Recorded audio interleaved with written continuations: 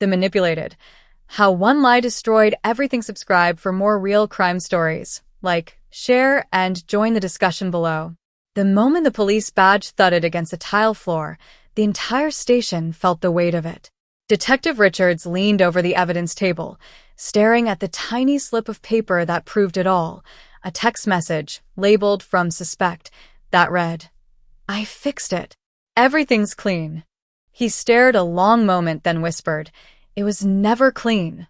Across the county line, in the upscale home of the Williams family in Keller, Texas, a successful businessman named Greg Williams lay dead, shot once in the head while his wife, Michele, claimed an intruder had struck her with a wrench, knocked her out, and then shot him.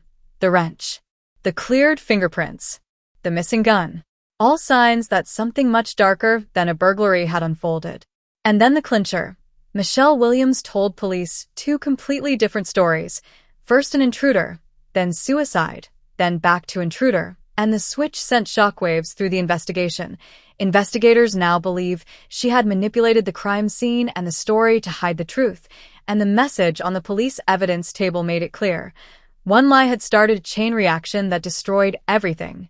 But as Detective Richards clicked open the text message's metadata and found the IP address, his screen froze on one piece of data. The sender was inside the Williams house that night. Who was it really? And what had been fixed? As the suspect's laptop powered on, a screen flickered and revealed a hidden file named Operation Golden Goose Docs, and the message beneath it read, "Close the loop or burn it all." Before that night, the Williams family seemed ordinary from the outside. Greg Williams, 45, was a successful entrepreneur, respected in his community, known for his philanthropy and charity work in Keller, Texas. Michele Williams, 42, was active in local social circles and often seen volunteering at school events. Friends described them as the perfect couple, successful, loving, and seemingly stable.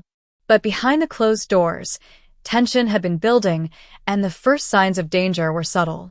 Late-night arguments, missing receipts, and whispered phone calls hinted at a fracture no one outside could see.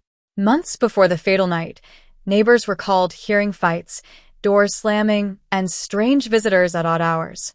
Greg's colleagues noticed his growing anxiety. Michele was increasingly isolated from friends, often canceling social engagements for vague reasons.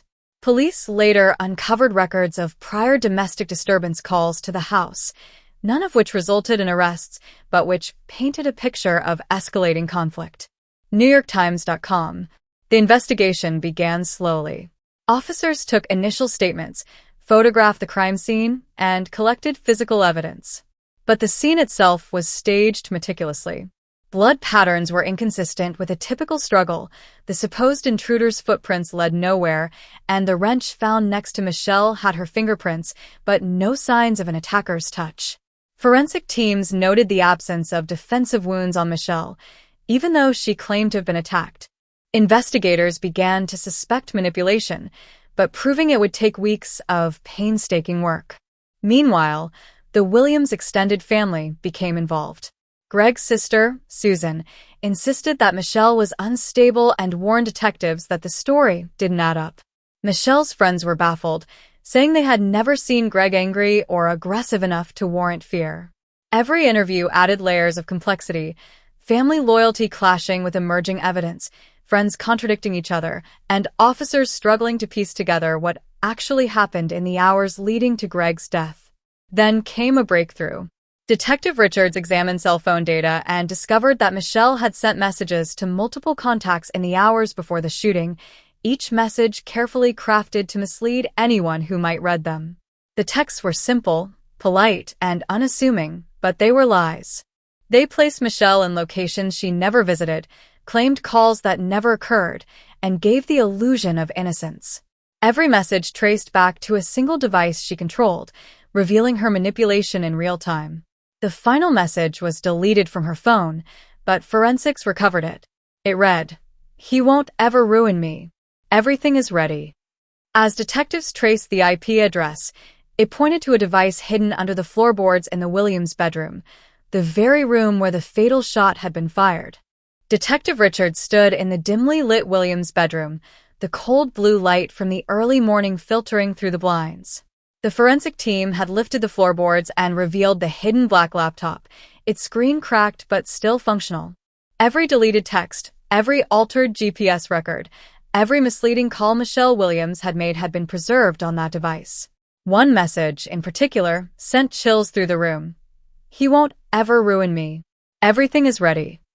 It confirmed what detectives had feared all along. This was no accident. Greg Williams' death had been carefully orchestrated. Michele was brought in for questioning again. Her calm composure remained, but the weight of the evidence against her was undeniable. Investigators presented emails, metadata from deleted texts, and GPS logs showing the precise timeline she had manipulated to cover her actions. Each lie, each fabrication, had been designed to create the perfect illusion of innocence. The web of deception she had spun over months, or even years, was now unraveling in real time. abcnews.go.com. Weeks later, the courtroom became the stage for the story of manipulation. Prosecutors meticulously laid out the evidence, the staged crime scene, the misleading statements, the hidden devices, and the deleted digital footprints. Witnesses, including friends and family, described Michele's charm masking obsession and control. The jury could see how one lie had escalated, creating a chain reaction that ended in murder. Every lie she told had been a step toward destroying not only her husband's life, but the trust of everyone around her. The most shocking moment came when a recovered audio file was played in court. Michele's voice, captured hours before Greg's death, said to an unidentified person, "He'll never stop me. I've covered everything. No one will ever know." The courtroom fell silent. One lie, carefully cultivated, had led to a cascade of betrayal and tragedy that no one could have anticipated. As the jury retired to deliberate, tension filled the courthouse. Outside, the community watched, realizing the devastating power of manipulation. Michele's carefully constructed world was collapsing, yet the final piece of the puzzle remained hidden. Investigators, reviewing the laptop once more, discovered a file labeled "Next Steps." Its contents were encrypted, leaving open the possibility that more secrets remained, unseen and unaccounted for. The file name alone suggested one terrifying truth: Michele Williams may have planned even further consequences. What else could she have hidden? How deep did the manipulation go? And was anyone truly safe from the reach of her lies?